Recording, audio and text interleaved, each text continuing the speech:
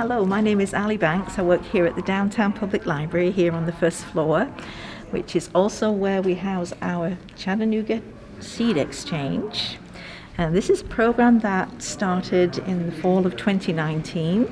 It was actually conceived by Jackie Anderson, who used to work in this department. She now works at the South Chattanooga branch. We had realized that South Chattanooga has a wonderful community garden. It's been doing that for a number of years, and we wondered if we could do something similar, but unfortunately we couldn't. So this was the closest thing, was to have a seed exchange. We found this wonderful old card catalogue, which we have converted into a storage area, and we packaged the seeds that we have donated. Probably also noticed that it has some rather charming signage here. This was created using our fourth floor makerspace vinyl cutter. So how it works is, if you have a library card with us, you can, every visit that you make, you can come in and check out 5 packets of seeds. Don't actually check them out, you just take them home and grow them. Also, if you did want to learn how to actually grow your own vegetables and flowers, we have books that you can check out. So that's obviously one thing that we've always done. So we're hoping that it would be a learning experience. The library is where you will come to learn all sorts of things, and this is one that we're really proud of.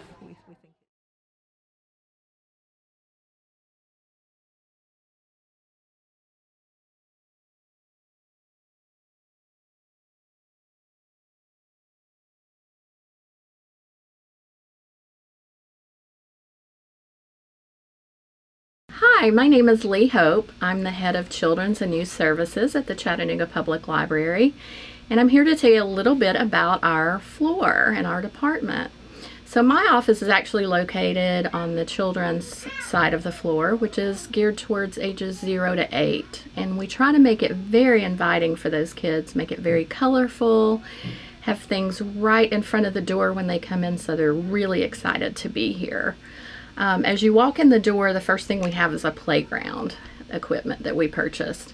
The playground is super colorful, it's very bright, has lots of different pieces that the kids can climb on, climb under, move pieces. They can work together to build what they want the playground to look like.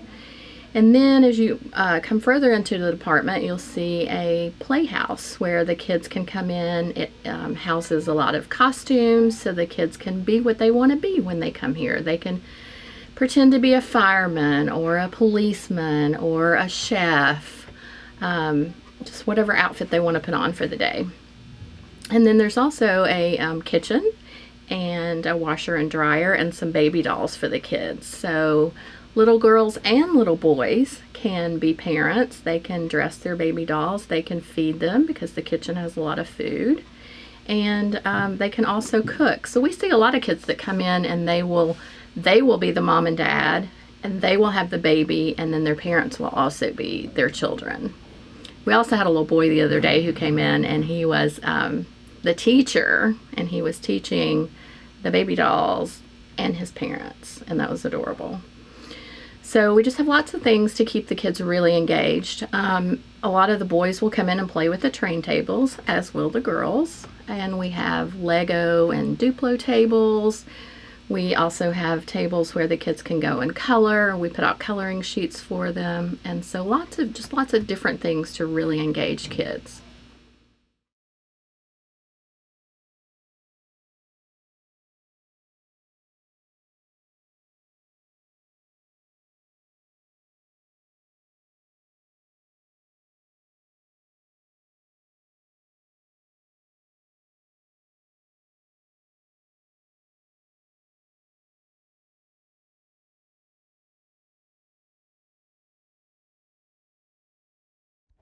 Hi, my name is Lynn Hunter, and I am the Youth Services Librarian here on the second floor of the downtown branch of the Chattanooga Public Library. And I'm standing in front of our sequin wall, our sparkle wall. This was one of the first things that I did when I came here a couple of years ago. I saw that on this the little kid side, there was all kinds of tactile experiences and fun things to play with in terms of their hands. But on this side, there wasn't as many sort of just simple ways to just touch and experience both art and just the different ways that when we touch different things, what it might make us feel. And so I remembered that there was this flip fabric, and so the flip sequin fabric, and so I thought that would be really fun for the bigger kids. And when you come and visit us, you can rub it too. It feels really good. This is our flavor lab, our kitchen cart, and it's fully decked out. It has a convection oven and an induction burner. It has knives. It has cutting boards, and we do food literacy programs. So in order to teach you independence and to teach you how to take care of yourself and how to create community with your friends and family. So we have local chefs come in and show people how to do simple things like all the different ways you could make an egg, or bring in chefs who, or just other community members who cook foods that might be from a particular ethnic group or something unusual that the kids might not have ever had before. And so we expose them to new foods and new cultures through this as well. So it's not just about making healthy choices and learning to take care of yourself. It's also about connection and community and reaching across and to others and learning new things. So this is what we call our noise closet. It is a collection of instruments that we are in partnership with Chattanooga Girls Rock, the Lyndhurst Foundation, and the UN Foundation to bring these instruments to kids in the community. The Chattanooga Girls Rock program had them, these are their instruments, and they had them for 1 month a year for their camps, and then they had to put them in storage for 11 months of the year. And so they wanted those instruments to get out into the hands of the kids in the community, and we had the space and the ability to help keep track of the items as they go in and out. So it was just a natural partnership. We have 10 electric guitars, 8 electric bass guitars, 5 full sets of drums, 7 keyboards, and all of the associated bass and guitar amps to go with all of the various guitars. And we started this program on August 2nd, 2021, so it's really very new, but it's been very exciting. I know that, the initial investment in music can seem overwhelming, and if you don't have the access to the instruments or the money to make that initial investment, you can at least try it out here and see if, your child between 10 and 17 is truly interested in learning the guitar or just wanted to look cool for a couple of pictures. so this helps families experience music in their homes in a way that maybe they wouldn't have been able to otherwise, and for kids to experience what it's like to learn to play an instrument, to feel what it's like to hold the guitar in your hand and not just sort of watch videos about it or dream about it. It becomes much more accessible, and every child who has a library card is able to check these out for 2 weeks and take them home and see if they like them. And our partnership with Hamilton County Department of Education allows us to make sure that every child enrolled in public schools in our county has a library card.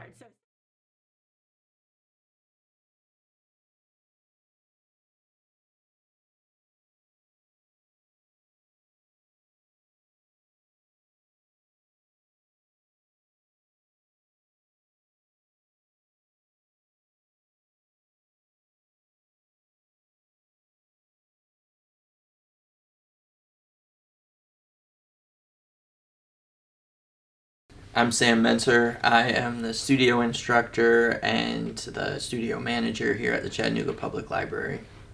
Well, I do many things here, and the majority of my job is as an instructor, where I teach patrons how to use the recording equipment here. And that could be for any reason, from starting a podcast to recording bands to recording themselves, reading poetry or playing music. I've had people come in and transfer vinyl records into digital format.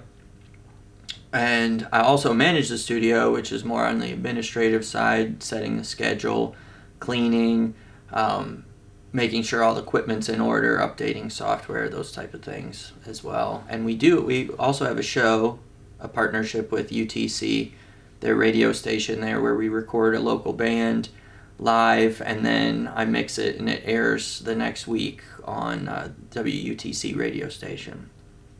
Well, this space in particular is unique because we have the capabilities that commercial recording studios have, but it's an educational facility that was funded by a grant from Benwood and Lyndhurst foundations that we're extremely grateful for, and it offers the opportunity to teach people how to use the equipment that otherwise they would have to pay and go into a commercial studio where nobody's going to show you how to do that, or they would have to go to a college program or something like that.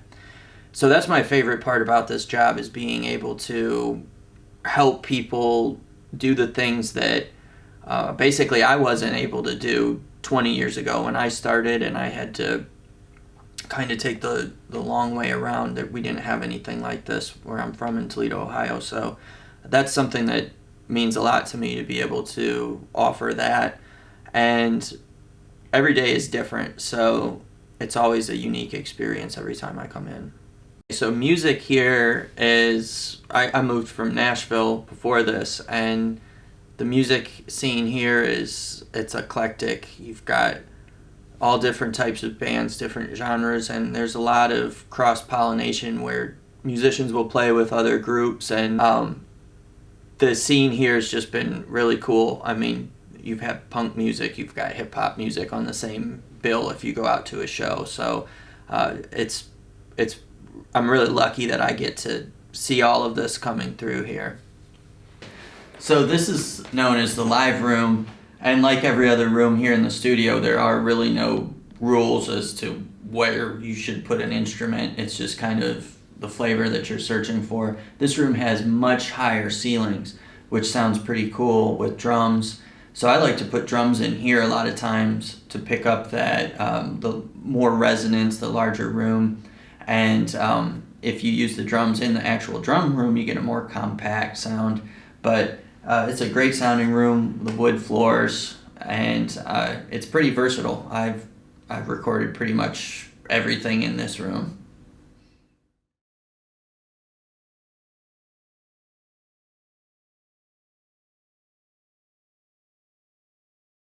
My name is April Mitchell. I work in the Chattanooga Public Library Local History and Genealogy Department. And here we have a variety of sources, not just books. We have newspaper clipping files, we have historic newspapers on microfilm, we have county records, we have a manuscript collection, we have a photographic collection, and a periodicals collection. So there are lots of different sources to tap into to do research on your topic. And you mentioned Randolph Miller, and so an example of making use of the newspapers on microfilm would be to look up this article about him called Some Gems from the Blade, and that was a newspaper from 1909, for example. So that's one example of the way that you can use microfilm to do research. And the reason the newspapers are kept on microfilm is because it's a good way to preserve them. It lasts a long time, and it's still considered like an archival preservation method. So here's the microfilm collection of newspapers. And we have newspapers on this side, such as the Chattanooga Times, Chattanooga Free Press, the Observer, the Herald, the Star, lots of different titles. Been more than one paper in the city, and so we have a pretty complete collection of the newspapers. And so those are in little boxes, and it's literally a roll of 35 millimeter film, and that we put on a machine for you to view, and you can digitize from that, or you can print paper out from that machine. And other types of records we have in this collection.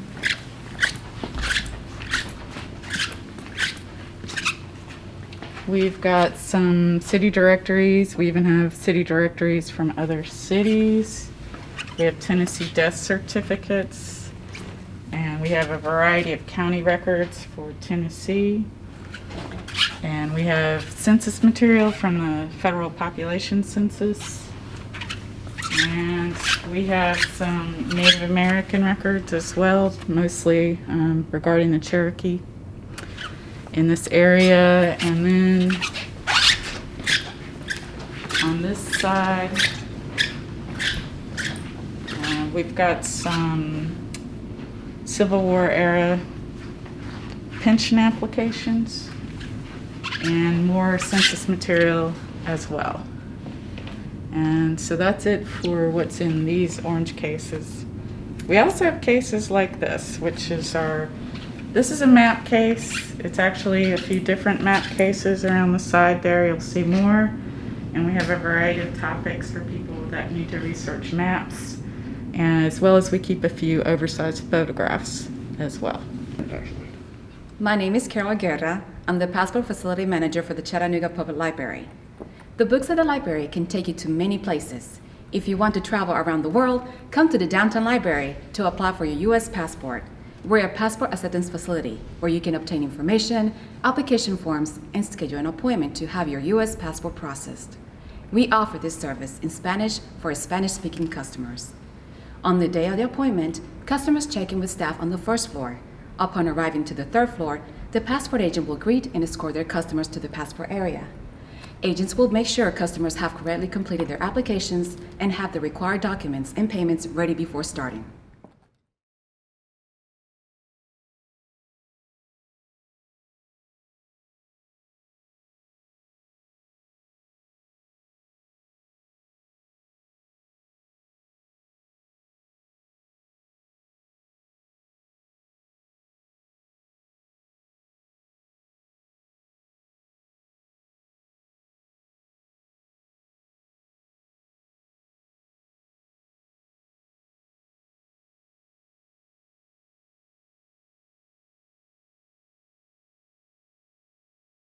My name is Michael Grello, and I'm a makerspace specialist at the Chattanooga Public Library. One of the first things we're known for is having 3D printing. So that's these kind of plastic objects, and some of them take well to painting. And then here's an example of the articulated little flexi ones. And so if we were wanting to print off something like this, we would go to one of these websites that has the 3D models.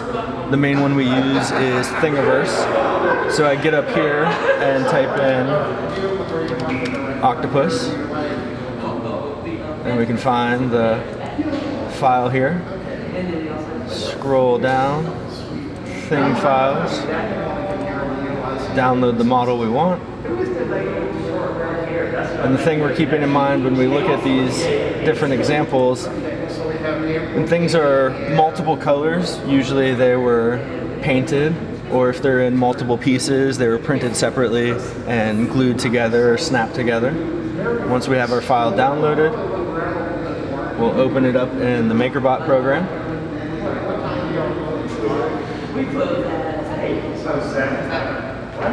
And we'll get our settings ready. And send it to the printer. It'll take a couple minutes to heat up. So while that's going, we can go ahead and take a look at the next station. So moving on from the 3D printing, back here we have the Fiber Arts Lab. And so that's sewing machine, sergers, which do kind of the more complicated clothing stitches, embroidery machines, and the sewing machines are one of the first things we have tagged that you can check out to take home. We do one-on-one appointments with most of the stations here, so we have different staff members that kind of specialize in each station. So we'll have someone that will sit down with you, you make an appointment, come in, it's all kind of project-based appointments, tell us what you're working on. Over here in the back corner,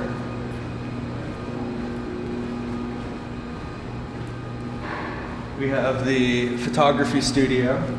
So we've got a pretty nice camera that you can use while you're back here, basic lighting kit, different backdrops, including the green screen. And again, that's a station that you can make a one-on-one appointment with one of the staff members.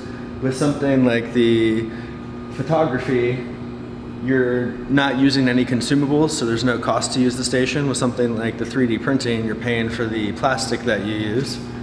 Over here is the screen printing. And so we've got the screen printing tree.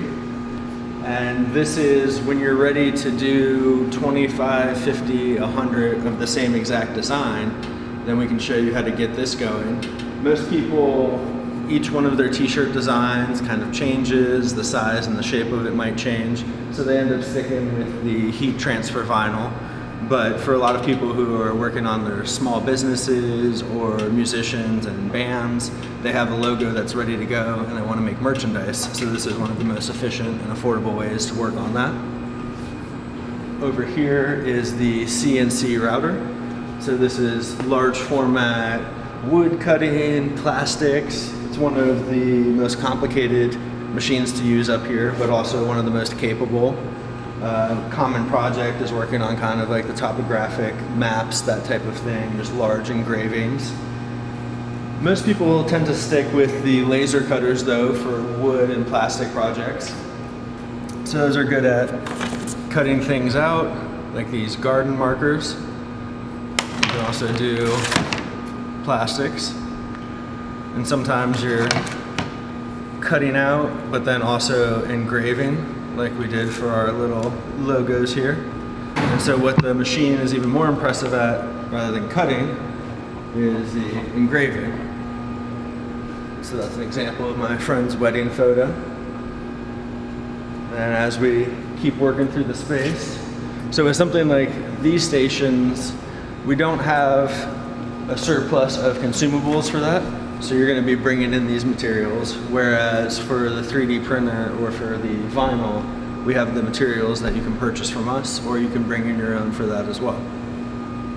And with all of these stations, we don't expect that anybody knows how to do it already. So we'll sit down and walk them through the steps of how to get started.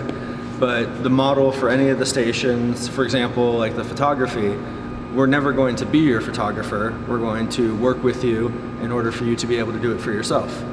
So as long as someone's willing to put in some effort, we'll teach them what we know.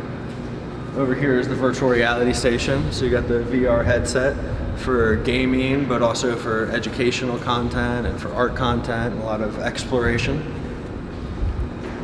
Then we're finally to the vinyl cutters.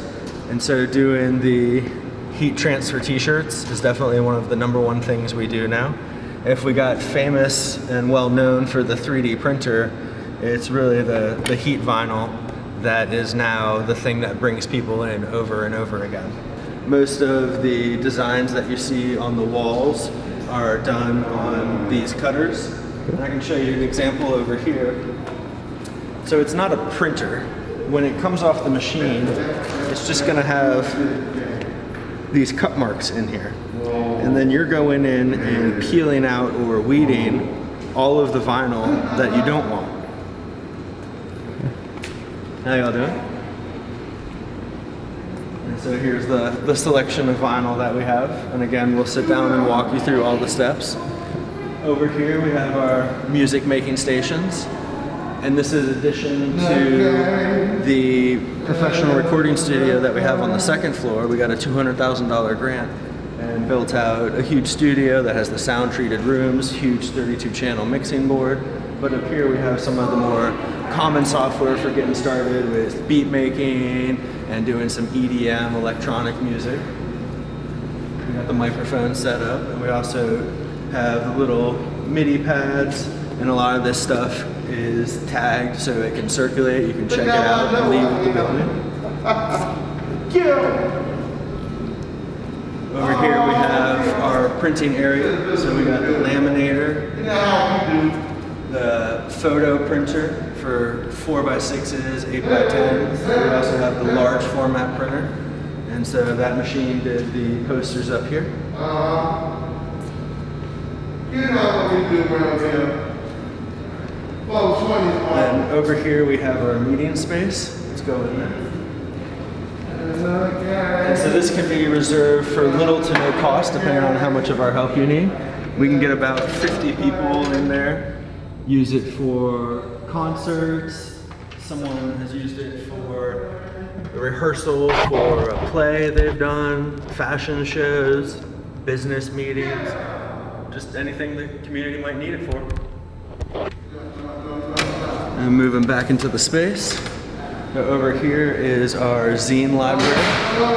So zines are magazines, independently created magazines.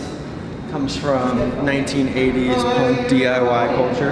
And so we have a collection that was donated by a UTC professor. And we also throw a zine fest every year. We'll bring in vendors and artists who buy, sell, and trade all their zines. Then we have space to just spread out and work on larger projects. We also have a tool library on the first floor, so that's hand tools, power tools, something like the pressure washer is one of our most popular items. Just tools that you would only need once in a while. Instead of buying them and stashing them somewhere in your garage or your house, just come to the library to get them. And yeah, that's the fourth floor.